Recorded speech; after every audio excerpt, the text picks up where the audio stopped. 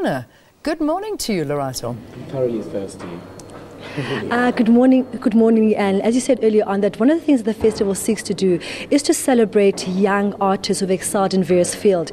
With me this morning is Ati Padra-Ruga, who is the Standard Bank Young Artist Award in Performing Arts. And he's going to tell us a brief about his craft and the uniqueness of it. Good morning, Ati. How are you? How's it?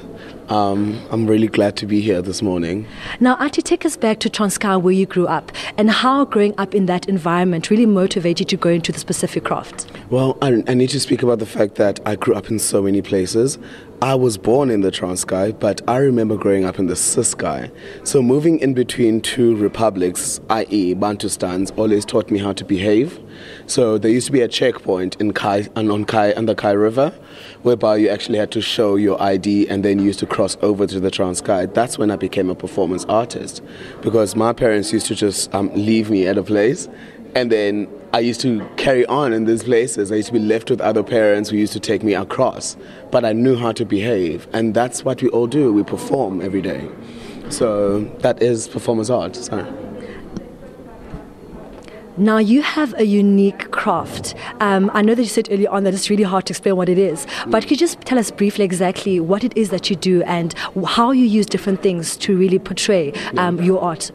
I'll start by saying that it's not theatre, it's not dance, it's not choreography, there is none, but I use my body to actually communicate the most mundane, the most boring of movements, but those movements, we attach so much to it.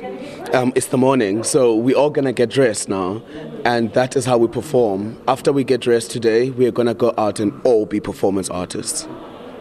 Now, growing up in the Eastern Cape, and perhaps the arts is not really something that's really celebrated in a specific region or something that's really shunned upon. What would you say, or what does this award actually mean to you? Once again, I'm going to have to correct you. The Eastern Cape is probably one of the richest cultural places in this country. I grew up with people like Gibson Kente. I grew up with a culture of boxing. I grew up with people loving actually to express their humanity, and that's what culture is. So I never understand when Eastern Cape is always associated with lack of culture. We are the bedrock of culture. But for me, coming up here, I was given the Eastern Cape, the women, the mothers, the neighbors, everyone told me to go out there and express Ubuntu Betu, basically. Now, to the young child in the rural areas who really wants to go into this craft, what would you say to them? The young child doesn't see themselves as growing up in a rural area. Again, the young child wants to do. So the young child has to beg, borrow, and steal to get what they want in this country. And then for those people who are going to come and see your show, what can they expect at your show this year?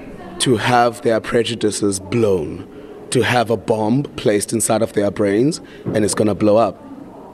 That's performance art. Don't expect anything. Thank you.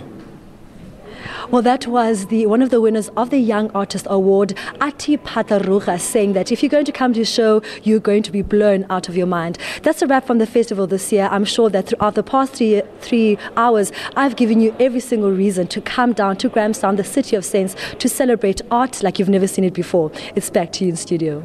Thank you very, very much again. And for those of you that are going down to the Grahamstown Festival, have a fantastic time. I think it's going to be, as usual, a wonderful, wonderful experience for everyone that goes there.